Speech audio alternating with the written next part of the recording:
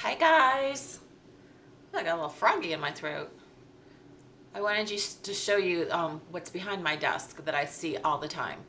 Until your first priority is done, everything else is a distraction.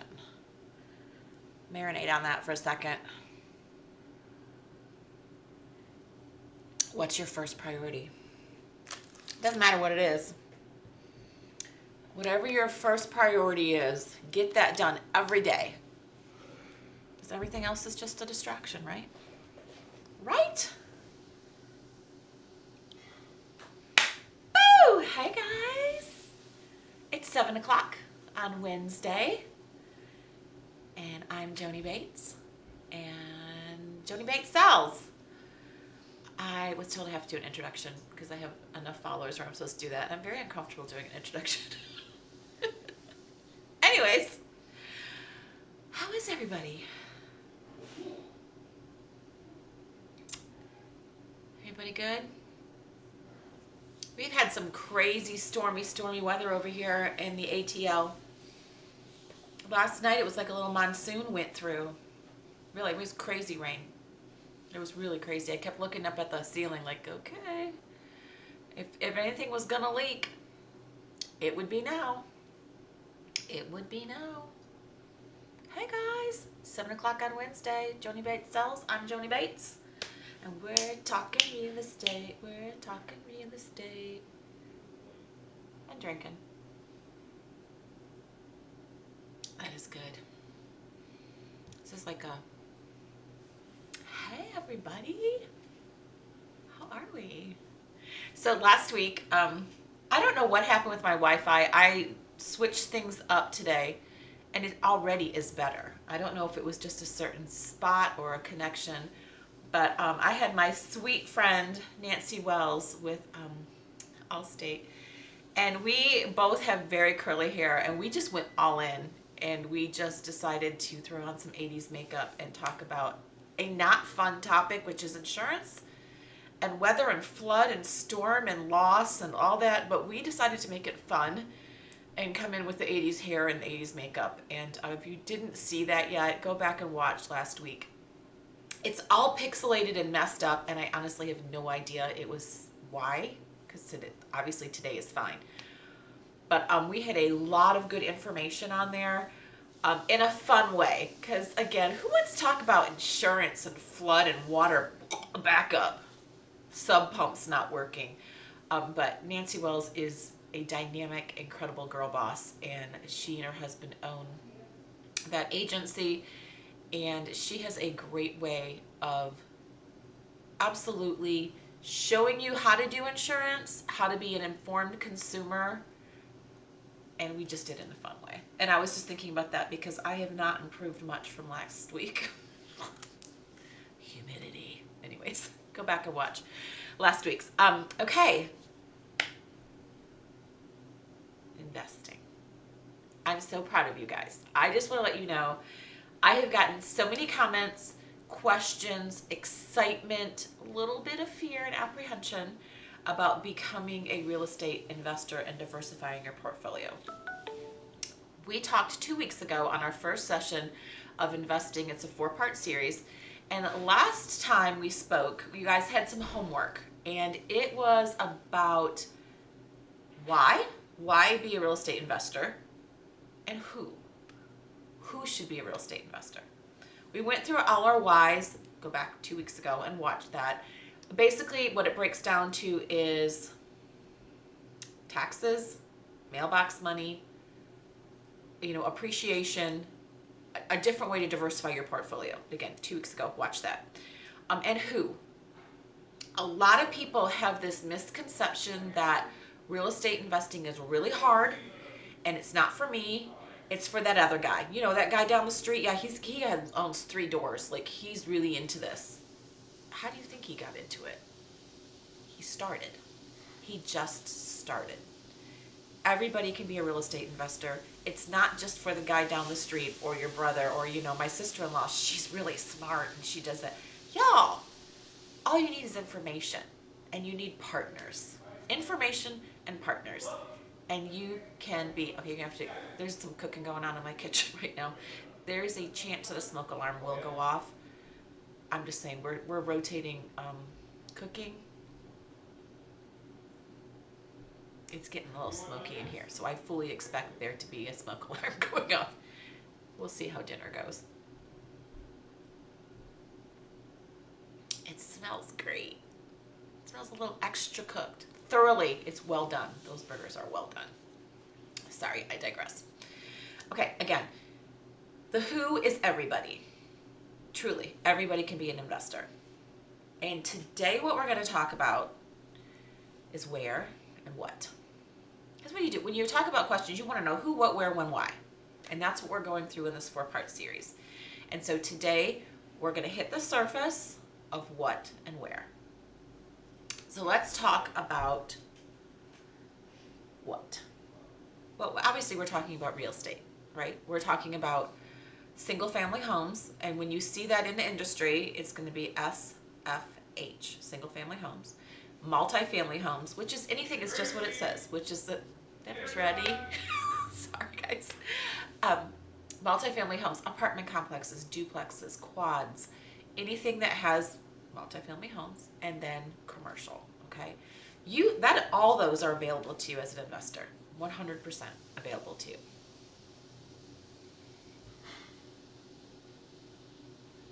Okay. And what's the most important thing in anything? Most important thing in anything you do, particularly when it has to do with money, is the V word. It's the value.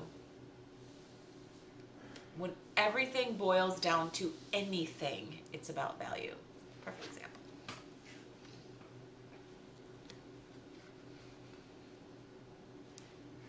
Value.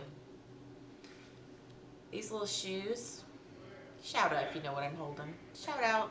Talk to me about shoes a minute. We're talking about value. We're talking about real estate. We're talking about investing.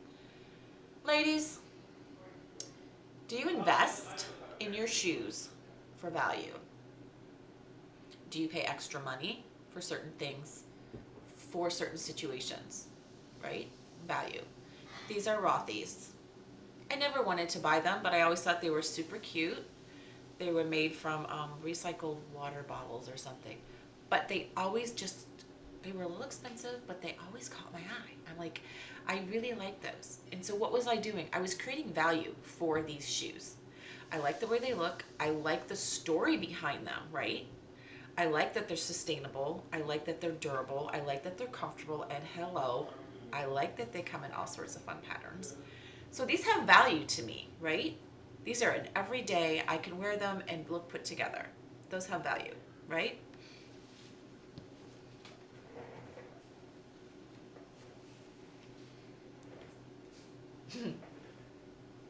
a different value, don't they? These have a totally different value. The value of these shoes they're my power shoes. I wear these when I have really important listing meetings. Am I going to show a house in these shoes? No. That's not where their value lies at all. There's a totally different story in these shoes. And I think if my Aunt Toby was watching this, she would have a certain word for these shoes. And it might begin with an H. But that's okay. I call them power shoes. You know, Aunt Toby might call them something else. But there's value here, right? And you know what you're getting. Rothy's, hooker shoes. I'm just going to call it, okay? But you know what you're getting. And here's the thing. You did some research, right? You research your shoes. Ladies, we do this. You research your shoes. You look at the price and you're like, is that a good value? You know what I'm saying? Is that a good value? Exact same thing for real estate. When it comes right down to it, we're talking about buying something. You're talking about buying something. And when you're buying something, you need to be, number one, educated. You need to learn. Learn. Okay? And when you learn, you have partners. Think about that. You go to school, you have a teacher. You are on a team, you have a coach. You need to research, learn, study, read, dig in, podcast, video, talk to your friends, have coffee. So you have value in real estate, and then you need to learn real estate. Now, am I talking about you need to become a professional? We're talking about the what part of investing. You do not need to become a professional real estate agent. That's my job. But you do need to be an informed consumer. Be informed, okay? Learn. Have partners. Have conversations. People want to talk about real estate. Honestly, everybody wants to talk about real estate, particularly right now. Have those conversations. Join groups. Chat groups. So many amazing chat groups, Facebook pages for all kinds of investing, okay? So you have to determine value. And you got to figure out what you want to do. If you're going to be single family home, do single family home. If you're going to be multi-family home, do that. If you're going to be commercial, do that. Don't do all three. Not yet. Pick one. So we're going to pick one for you. Single family homes. It's the most obvious. It's the most accessible, the most available. And at the moment, I would say the easiest. Okay, so single family homes, establish value, and now we're talking about learning. Okay? Here's the truth. As a new-time investor, you had better walk through 100 homes. I'm going to let that sink in a second while I sip. Okay? We're underneath. We had value. Now we're at learning. Okay? You need to walk around in that value, right? What am I going to learn when I walk around in these shoes? I'm not going to be going through 100 homes in them, am I? No. I'm going to learn. What am I going to learn when I walk around in 100 homes in these shoes? Much more comfortable. That's what you need to look at. You need to establish what you don't know. And the only way to do that is to do it. And if your real estate agent isn't willing to walk through 100 homes with you, then they're not your agent. I'm sorry, this is a process. And, you know, truth be told, your agent might have a few different people that they refer you to, and that's okay. But an agent needs to respect the process. I do this every day, 12 hours a day. You don't. You need to get to the point where you are learning areas, you are learning style, you are learning what a distressed property looks like, what's too distressed, what's not really distressed, what's cosmetic. You need to learn and give yourself time. Don't decide, you know what, I'm going to be an investor. I'm going to jump in here. I'm going to buy myself my first investment property. Heck yeah, I'm going to do it next week. You might. Hell yeah, you might. But I challenge you for the long term, just like anything else, walk it out. Go 100 doors, okay? And I'm not playing. I mean, they will blend. They will start to blend. And preferably, you start looking at 100 doors, and then you're going to start narrowing it in. You're going to establish what your style is, what you like, what you don't like, what your price point is, what your price point isn't, what you think you can handle as far as a distressed property. What are you going to be able to do? Do you think that you're going to be able to walk in there and handle contractors, handle inspectors, handle septic? It's okay. Everyone's got a bandwidth. The only way you're going to be able to establish your bandwidth is by walking through doors.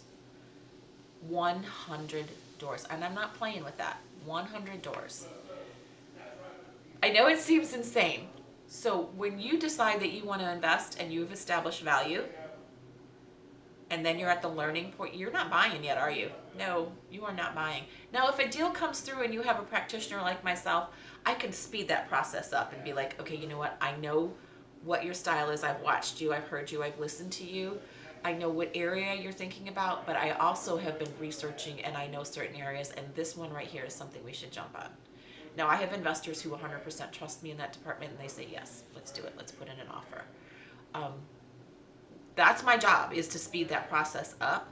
But for you to become an investor and for you to truly have multiple doors and mailbox money, and we're talking about retirement, you got to go through all the stores.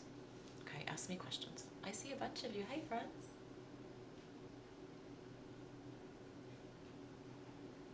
Okay. You want to have a Hi, buddy. I'm on live right now. Oh. Dinner's ready, y'all. I'll be with you. Okay, so now we talked about value. We've talked about learning. One of the big things in learning also is you need to establish your budget. Like really, really understand what kind of money you are able to put into this new investment. Run the numbers. Get the apps. Really run through the numbers. You need to know what you can afford and the areas where the most value is. So I want y'all to hear this right now. This is the most important thing. This is where value and learn is. You make money at the front end. You always make money on the buy. Okay? It doesn't matter if it's your primary home or if it's your investments.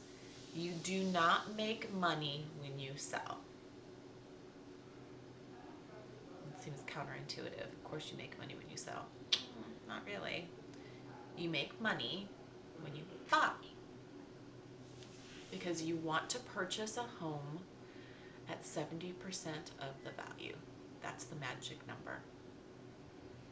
Okay, let's marinate a minute. You make money on the buy. And you want to purchase the home at 70% of the value. We're still kind of in the learning stage, aren't we? We've established value, and now we're in learning. How do you do that? How do you buy a home at 70% of the value? How do you do that? You use cash. Okay? When you are going into an investment situation and you've already gone through your learning and you've walked through the doors and you've established some partners, inspectors, contractors, real estate agents, insurance people, financing, the best way to win a deal, because that's what it comes down to, right? That's what it comes down to. You are learning and then you're ready. When you're ready, you have your financing together, your cash together, your partners, insurance accounts, property managers, you've established an LLC, you've got all those things together, right? You've established value, you've done your learning, and now you're ready. What do people want? You're purchasing homes from sellers, and you need to appeal, right? You need to appeal to that seller to be able to get that house. That's your whole goal. You have an agent, you put together an awesome, awesome contract, an awesome offer, you present that offer, and you want it accepted, right? Well, how do you get your offer accepted? I mean, that is an entirely new video, but here's the basics. Clean. Okay? Clean. What do I mean when I say clean? The best offers that come across my desk and the offers that I will put into my spreadsheet for my people, obviously my people get every single offer. But when I'm presenting it to them, I'm looking for the cleanest offer. And the cleanest offer has the least number of negotiations, the least number of contingencies, and is most advantageous to that seller. So you're writing an offer with that seller in mind. So a good agent is going to call that agent and say, what do they need? What are they looking for? Do they need a fast close? Do they need some time in the home? Are they looking for temporary occupancy? We are very willing to close, and they can stay in the house for free for 14 days. We're fine with that. We are very flexible. We want to work with them. We really want this property, and we're going to show we want it with our communication and with a really strong offer. And a lot of times in investing, that means cash, okay? So if you don't have to, but if you're able to be a cash investor, you'll be at the top. Not only are you at the top, but you eliminate all those contingencies. And we talked about contingencies, and that's just what the word says. It's anything that is dependent on. And in real estate, there's a bunch of them. And every contingency has negotiations attached to it. So if we're talking about a clean offer, we need the least number of contingencies. And one of the biggest contingencies is financial. It's FC, a financial contingency. A lot of times that's going to be 21 days. I don't know. If I have an offer come across and it's 21 days financial contingency because there's a loan, a conventional loan, FHA, whatever, or I have cash, what's the financial contingency on cash? 0. It's there. Proof of funds. You attach proof of funds with your offer. Clean. Very clean. Everything's right there. There's no more questions. Appraisal contingency. That's a big one right now, right? Appraisal contingency is going to be an AP. And a lot of times that's 19 days. Okay? 21-day financial, 19-day appraisal. Is that clean when you're looking as an investor? Not really. Because guess what? Your home is off the market. We're talking about the seller. The seller's home is off the market, and they're waiting for you to get through your financial contingency and your appraisal contingency. If those two things fall through, guess what? Your deal's 0, gone, finished, and you're back to square one. That's not clean. On a cash deal, what's the appraisal contingency? 0. Clean. Very clean. It doesn't mean that you don't get an appraisal. It just means that you're still buying the house. You're just saying that even if the appraisal comes in low, I'm still offering this. And so what does that say to the seller? The seller's like, oh, hell yeah. This is a great offer. Do you see this offer? It's all cash. No financial contingency, no appraisal contingency. They can do a quick close. I've got attorneys that can close in 3 days. 7 is better. 3 days on cash, though. 7's better. That's really clean, right? So as an investor, when you're ready, you need to think about your finances. That's not saying that when you buy or purchase a home as an investor for cash, that you can't turn around and then refinance it and then pull that money back out and then mortgage it, and then, you have your money again. But that's getting into the weeds a little bit. But as far as investing, and we're talking about value, we're talking about learning, and we're talking about ready. Cash truly is very powerful. Again, you don't have to. Plenty of investors use a conventional or VA. Absolutely. And you're always going to be putting 20% down. Your loan to value ratio, LTV, is going to absolutely be 80-20, if not much better. You need 20% down on a second property. Any questions? Good. Okay. We've established our value. We've talked about, what's our value? We've talked about learning, right? And then we talked about being ready. You're ready to execute.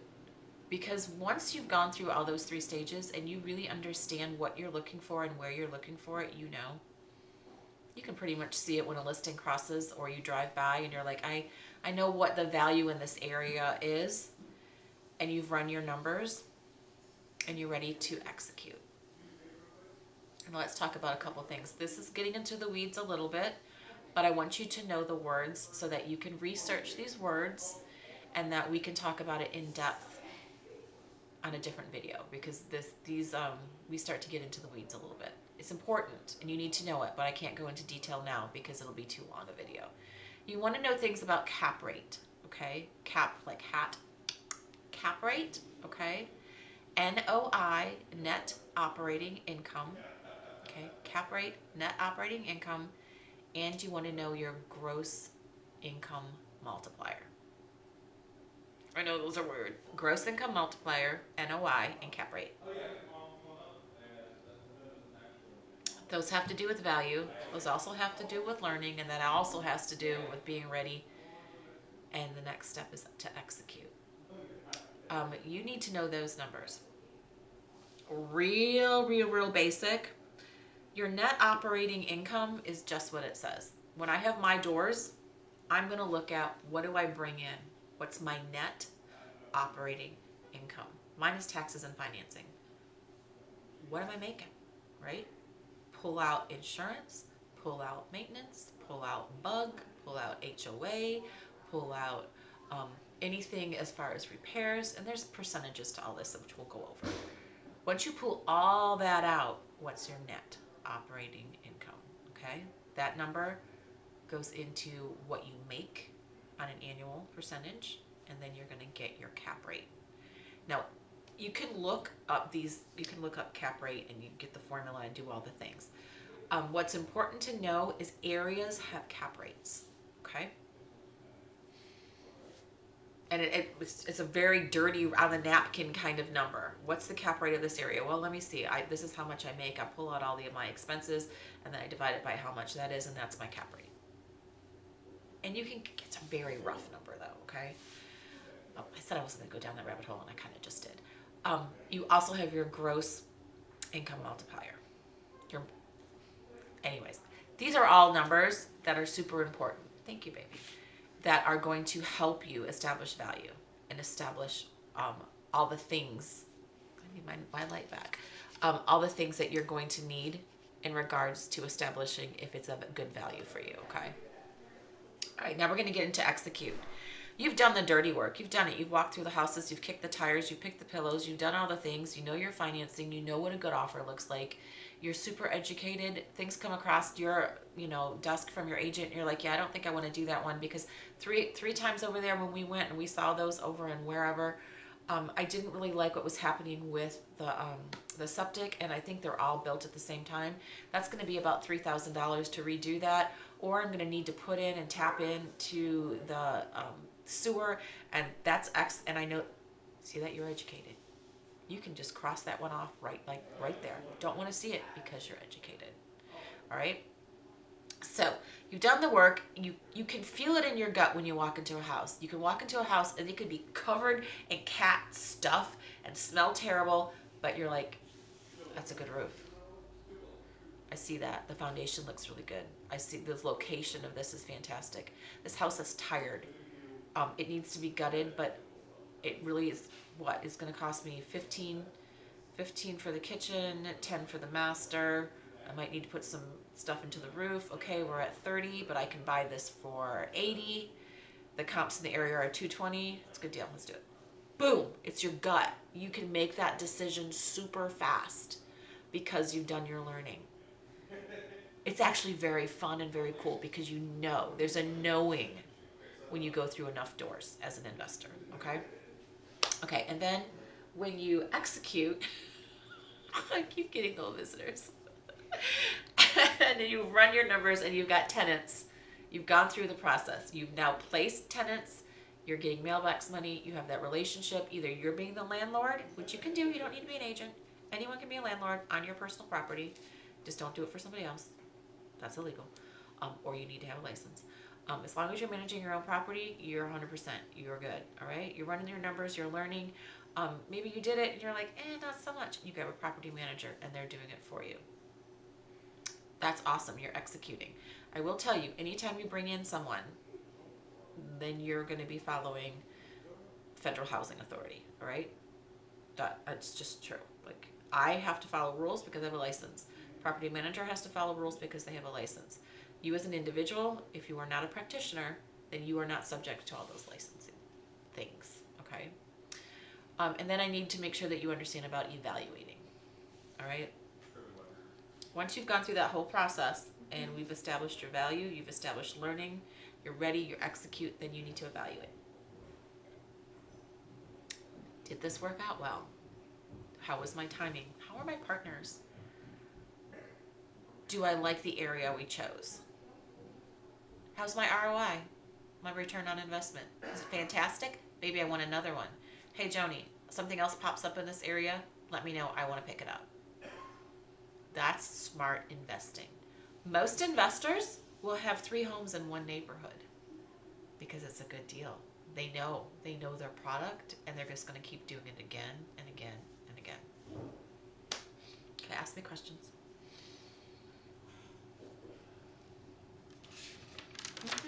Any questions? Any questions?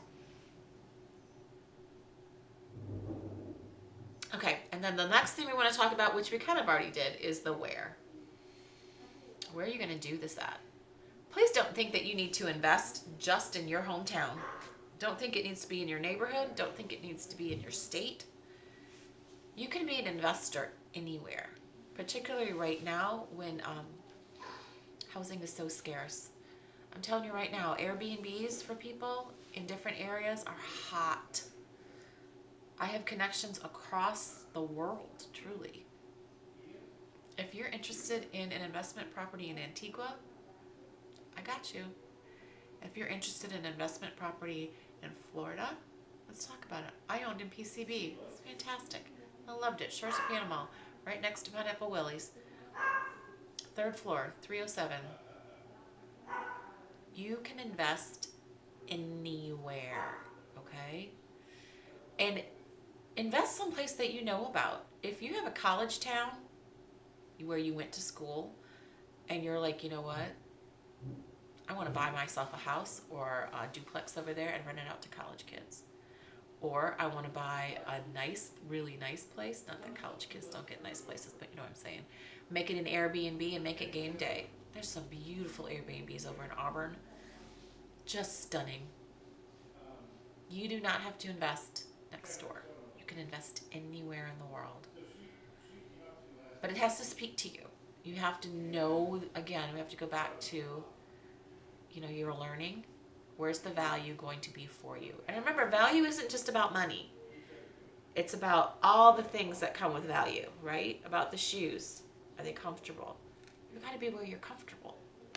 If you're really comfortable in Colorado and you used to vacation there all the time and you know the area, and you're at the point now where you're like, you know what? I love to ski, and I'm going to buy a property over there, and I'm going to rent it out. But when I go to Colorado to ski, that's where I'm staying. So remember that. Remember that you do not have to invest where you live. You can invest anywhere. And what's really cool is when you invest in places that are like recreation, like lakes and oceans and things like that, you make money. You make great money. And you've created a place for your family. You can gift it. Be like, hey, you're going on your honeymoon? Why don't y'all can stay at our place over in Fort Myers or in Naples or over wherever, Park City, because you're big skiers. But it creates, and you can write that off too. Just saying, there's all sorts of good stuff. Okay, I have kind of rambled. And we talked today about the where and the what. And we really talked about value. We talked about learning. We talked about being ready. We talked about executing. And we talked about evaluating. These are all really, really important things. And what all that comes down to, when we bring it all down, is time. Don't be in a hurry. Please don't be in a hurry to get on some kind of bandwagon. And if you do not have a real estate agent who's willing to go through the process, the learning process with you, then get rid of them. Kick them to the curb. It's exciting to watch people learn this. And it's a skill. It's something that you absolutely need to put the hours into so that you have the best outcome on the other side. All right, I've got a burger that's sitting here that William made for me that looks amazing. So I'm going to dig into that. And this has been super fun. I'm Joni Bates with Keller Williams Signature Partners. My number is 770-363-2752. And there is no silly question. We are talking about investing, and we will do this again not next week because I have a guest next week. It'll be fun. But the week after that. And that will be talking about the how. How do you actually do this? How do you wheels up, put your feet on the ground, and start going through those 100 doors? That's going to be coming up. All right. You all be well. Be blessed. Bye, y'all.